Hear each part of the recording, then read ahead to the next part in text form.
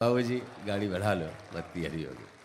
समय की सचमुच सीमा है, ये कार्यक्रम जबरन बंद हो ऐसा हम नहीं चाहते हैं।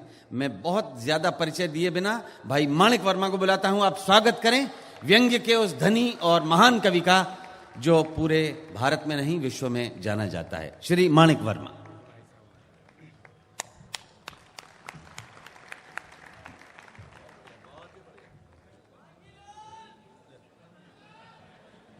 समय की अपनी सीमाएं।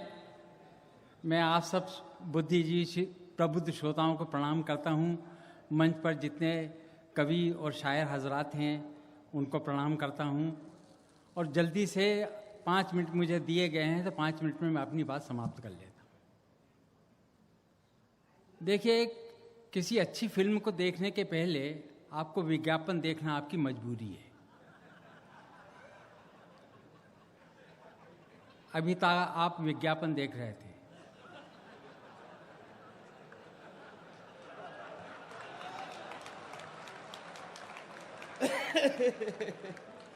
लगाइए पोस्टर। अब कविता सुन लीजिए।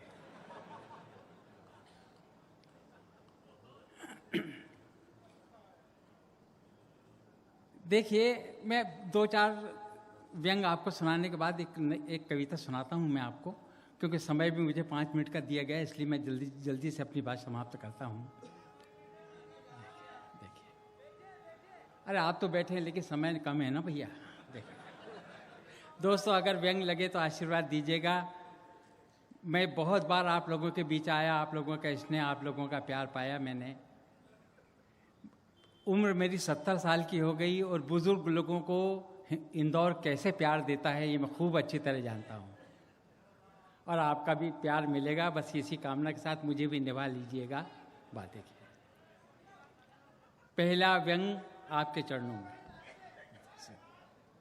देखिए, जब से सत्ता शब्द अस्तित्व में आया है, कुर्सी पर बैठने वाला आदमी, चाहे वो सम्राट हो या प्रजातंत्र का कोई प्रतीक, कुर्सी पर बैठते ही कमबख्त की बोली भाषा बदल जाती है, उनके संबोधन बदल जाते हैं। तो मेरे देश की 1 अरब जनता के नाम उनका संबोधन, और पहला संबोधन पसंद आए तो आशीर्वाद दीजिएगा कि दुनिया के सबसे उच्च कोटि के नीच लोगों,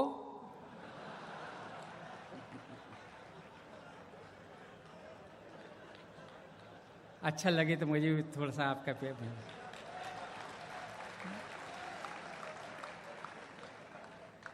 और व्यंग देखिएगा कि दुनिया के सबसे उच्च कोटि के नीच लोगों, शराब पीते हो, शर्म नहीं आती?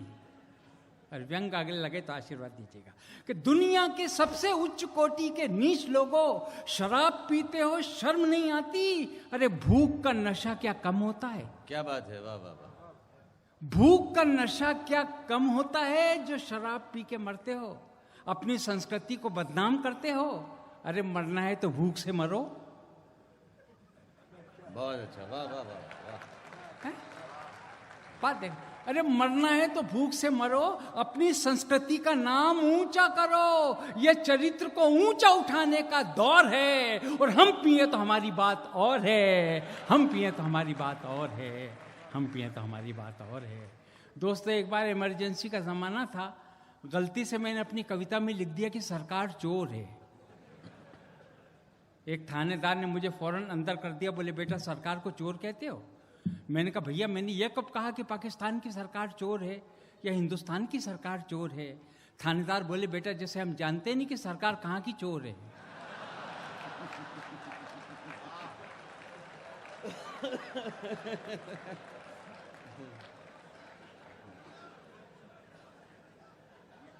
अपने मध्य प्रदेश में एक बड़ा बदनाम सा इलाका है जिसका नाम है चंबल। वहीं से मैंने एक सच्ची घटना उठाई। अभी आपका मनोयोग बना रहा हूँ कि अशोक जी ने जहाँ से कवि सम्मेलन को छोड़ा है, ऐसी बढ़िया कविता सुनाई है, उसके बाद में मेरा आना, और मैं चाहता हूँ कि वो थोड़ी सी मुझे भी आपका प्यार मिल जाए। 2-4 व्यंग सुन लीजिए, उसके बाद में एक छोटी सी कविता कि चंबल के डाकुओं ने एक सरकारी बस लूटी, चंबल के डाकुओं ने एक सरकारी बस लूटी, मगर अभागों की किस्मत फूटी। लूट का जब हिसाब मिलाया 5000 से भी कम पाया।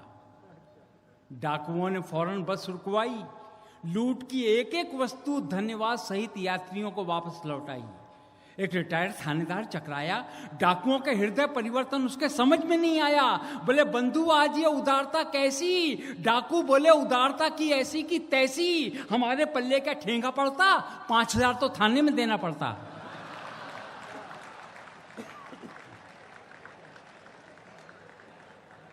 एक और सुनिए व्यंग कि बेकारी से तंग आकर मैंने एक अंधे भिखारी के कटोरे से अठन्नी उठाई। बेकारी से तंग आकर मैंने एक अंधे भिखारी के कटोरे से अठन्नी उठाई और उससे पूछा अब कैसी तबीयत है बड़े भाई? भिखारी बोला अभी तक तो ठीक थी, मगर अब पता चला अच्छों का ईमान डिगने लगा है। अठन्नी वापस रख दो, मुझे फिर से दिखने लगा है। और एक व्यंग पर अगर आप अपने हाथों को रोक सके तो रोक लेना चैलेंज के साथ। मेरे देश में इन दिनों एक नई हवा चली, जब भी सत्ता पक्ष कोई प्रस्ताव रखता है, विरोधी पक्ष उसके विरोध में बंद का आह्वान करता, कभी दिल्ली बंद, कभी बम्बई बंद, कभी कलकत्ता बंद। तो मैं जहाँ से आया हूँ, हरदा बहुत छोटा शहर है, उसमें एक आदमी ने भारत बंद कैसे मनाया। माणिक वर्मा याद रहे या ना रहे, लेकिन ये व्यंग आपके मन में घुलता रहेगा। व्यंग देखिए कि भारत बंद के दौरान एक व्यक्ति केवल चड्डी पहनकर सड़क पर आया। भारत बंद के दौरान एक व्यक्ति केवल चड्डी पहनकर सड़क पर आया। लोगों ने पूछा तो उसने कारण बताया कि अपना विरोध और समर्थन मिला जुला है। बंद समझो तो बंद और खुला समझो तो खुला है। बंद समझो तो बंद और खुला समझो तो खुला है। बंद समझो तो बंद और खुला समझो तो खुला है।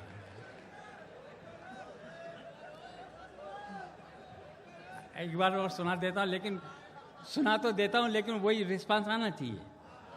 हाँ। कि भारत बंद के दौरान एक व्यक्ति केवल चड्डी पहनकर सड़क पर आया। लोगों ने पूछा तो उसने कारण बताया कि अपना विरोध और समर्थन मिला जुला है। बंद समझो तो बंद और खुला समझो तो खुला है। दोस्तों, अशोक जी बैठे हुए हैं। अशोक जी के सौजन्य से मुझे अमेरिका जाने का सौभाग्य प्राप्त हुआ। तो एक बार न्यूयॉर्क में हम लोग एक होटल में बैठे हुए थे, तो मैंने नीचे झांक के देखा तो 35 महिलाएं 35 पुरुष निर्वसन होकर सड़कों पे दौड़ लगा रहे। ये अमेरिका की संस्कृति और मेरे देश की संस्कृति दोनों को मिला के एक व्यंग देखी कि सभ्यता के इतिहास में एक नया मोड़। अमेरिका की बदनाम सड़कों पर महिला और पुरुषों की नंगी दौड़। अखबार खोले, एक वस्त्र विक्रेता बोले, भाई साहब ये भौतिकवाद के भूत तो गजब ढा रहे हैं, ये दौड़ते हुए हिंदुस्तान कब आ रहे हैं?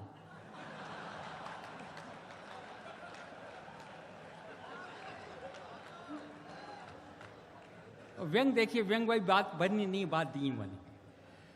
ये भौतिकवाद के भूत तो गजब ढा रहे हैं, ये दौड़ते हुए हिंदुस्तान कब आ रहे हैं? हम उन्हें कपड़ों का महत्व समझाएंगे, जो यहां नहीं खपे उनको अमेरिका में खपाएंगे।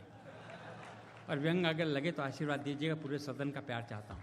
हम उन्हें कपड़ों का महत्व समझाएंगे, जो यहां नहीं खपे उनको अमेरिका में खपाएंगे। मैंने कहा यार मान जाओ, अपनी संस्कृति बेचकर पछताओगे। जिनकी आत्मा नंगी है उनको क्या कपड़े पहनाओगे? जिनकी आत्मा नंगी है क्या बात है, क्या कपड़े पहनाओगे? जिनकी आत्मा नंगी है उनको क्या कपड़े पहनाओगे? और दोस्तों, बहुत छोटी सी एक कविता है, नए वर्ष का तोहफा। ये मेरी बड़ी अच्छी कविताओं से मैं जिस कविता को मानता हूँ वो सुनाना चाहता हूँ मैं आपको, लेकिन एक एक पंक्ति पर आपका ध्यान चाहेगा। ये नए वर्ष पर एक अजनबी आदमी मेरे पास आया और मुझसे कहने लगा, भाई साहब 100 रुपये दीजिए। मैंने कहा काहे के लिए? बोले देश के लिए बलिदान करना है। मैंने कहा 100 रुपये के बगैर नहीं हो सकता? बोले नहीं हो सकता। आखिरी पंक्ति पे ध्यान दीजिएगा इसकी, बहुत छोटी कविता है, देखिए कि पुराना वर्ष नए वर्ष का तोहफा, इस शीर्षक को याद रखिए।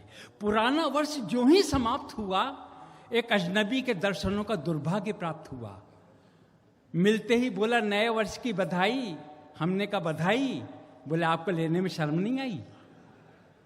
देखते नहीं नया वर्ष जब भी आता है कुर्ते में एक पैबंद और लगा जाता क्या है। बात है, वाह वाह वाह। देखते नहीं, नया वर्ष जब भी आता है कुर्ते में एक पैबंद और लगा जाता है। हद हो गई भाई साहब, अब तो भ्रष्टाचार की अति हो गई है। ईमानदारी भ्रष्टाचार से गर्भवती हो गई है। बहुत अच्छा। ईमानदारी भ्रष्टाचार से गर्भवती हो गई। पंक्ति देखिए, हद हो गई भाई साहब, अब तो भ्रष्टाचार की अति हो गई है। ईमानदारी भ्रष्टाचार से गर्भवती हो गई है। लंगड़े हाथियों को पटक रहे हैं, अंधों के अगर आईने लटक रहे हैं। मैं आंख वाला हूं इसलिए मरना चाहता हूं, देश के लिए बलिदान करना चाहता हूं। 100 रुपये निकालिए। मैंने कहा आप और किसी की जेब पे डाका नहीं डाल सकते? बोले डाल तो दूं भाई साहब, मगर आपकी इज्जत का सवाल है, केवल 100 रुपये में जा रही है। इसीलिए भारत में क्रांति नहीं आ रही है। पैसे का नाम सुनते ही कवि से आदमी हो गए। वो बड़े बड़े आदर्श कहाँ खो गए? आईना घर भूल आया हूं, अन्यथा आपका असली चेहरा दिखा देता। चूहे तक देश की समृद्धि को खा रहे हैं, मैं आदमी होकर खाना भी नहीं खा सकता। क्या बात है, वाह वाह वाह वाह। चूहे तक, और 2 पंक्ति देखिए, चूहे तक देश की समृद्धि को खा रहे हैं, मैं आदमी होकर खाना भी नहीं खा सकता। वो बोला भाई साहब घूर घूर कर मत देखिए, भूख कब किसी मर्यादा को सत्कार देती है। अरे रोटी सामने हो तो लाजवंती भी कपड़े उतार देती है। वाह वाह वाह। रोटी भूख कब किसी मर्यादा को सत्कार देती है, रोटी सामने हो तो लाजवंती भी कपड़े उतार देती है। फिर अपन तो पहले से नागा साधु हैं। अपनी कुंठा ये है भाई साहब, व्यंग देखिए, अपनी कुंठा ये है भाई साहब कि भूखे के बलिदान को सम्मान नहीं मिलता है। वो खा पी के मरो तो अस्थि कलश निकलता है।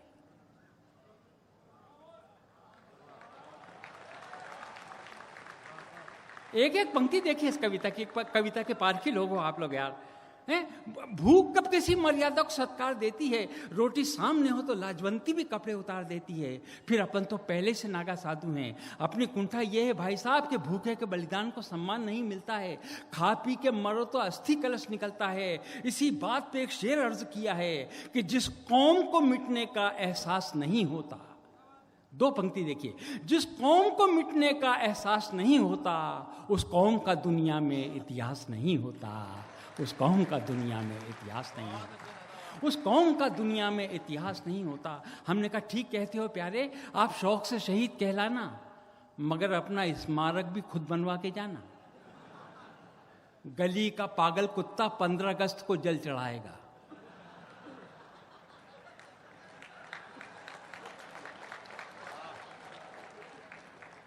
प्लास्टर उघड़ गया तो कोई चूना लगाने भी नहीं आएगा। वो बोला ठीक कहते हो भाई साहब, जी तो नहीं चाहता मगर बलिदान करना पड़ता है। ज्ञानियों को हमेशा मूर्खों के लिए मरना पड़ता है। आपके लिए भी मरूंगा गुरुजी, मैं तो आपको ही धन्य करूंगा।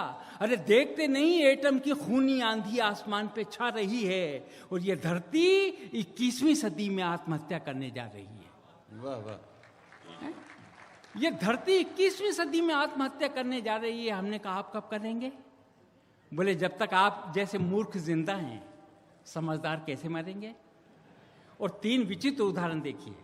बोले देखिए भाई साहब, एक दिन हमने ट्रक से कुचलने का इरादा किया। ट्रक ड्राइवर अजीब आदमी था, उसने नोटिस ही नहीं लिया। हमने कहा क्यों बे, सड़क के कानून कायदे बिल्कुल नहीं जानता, बिना पिए गाड़ी चलाता है, आदमी को देख के हॉर्न बजाता है, देखता नहीं मैं बच गया।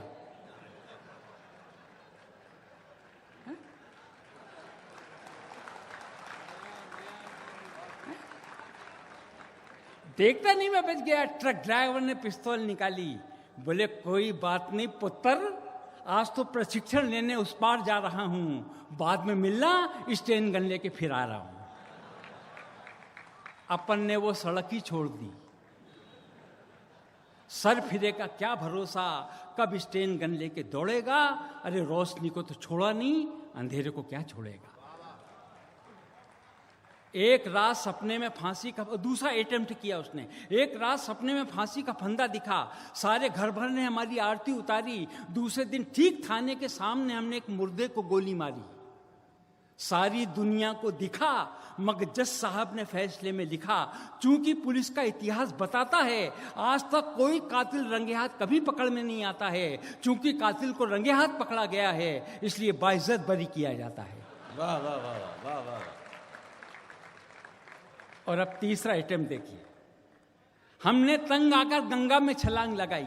हमने तंग आकर गंगा में छलांग लगाई तो पीछे से पंडे ने टांग पकड़ ली और प्रभाती सुनाई, सुबह सुबह गंगा को प्रदूषित करता है नादान, खाली हाथ कहां चला जजमान, फोकट में मुक्ति पाएगा, अबे मुर्दे को तो छोड़ा नहीं, जिंदा कैसे जाएगा। क्या बात है, वाह वाह वाह वाह वाह। मुर्दे को तो छोड़ा नहीं, जिंदा कैसे बच जाएगा। और आखिरी पंक्ति देखिए, आप ही बताइए भाई साहब, बलिदान के पथ पर कैसे आगे बढ़ें, सूली पर भी शहीदों का कब्जा है, अपन जबरदस्ती क्यों चढ़े। एक बात पूछूं भाई साहब, जिस सरफिरे सम्राट ने यह सूली का सिलसिला चलाया था, क्या कभी उसको अपनी गर्दन का भी ख्याल आया था। अरे कमबख्त ने इतना तो सोच लिया होता कि जुल्म के यदि पांव होते तो कब से मंजिल पे पहुंच गया होता। बहुत अच्छा, वाह वाह वाह। है, जुल्म के यदि पांव होते तो कब से मंजिल पे पहुंच गया होता। खैर भाई साहब, बातों में मत डालो, 100 रुपए निकालो, मुझे भी नए वर्ष का तोहफा ले जाना है। एक देशभक्त फुटपाथ पर लावेश पड़ा है, उसके लिए कफन लाना है। बहुत अच्छा, एक देशभक्त फुटपाथ पर लावेश पड़ा है। बहुत अच्छा माणिक भाई, बहुत अच्छा।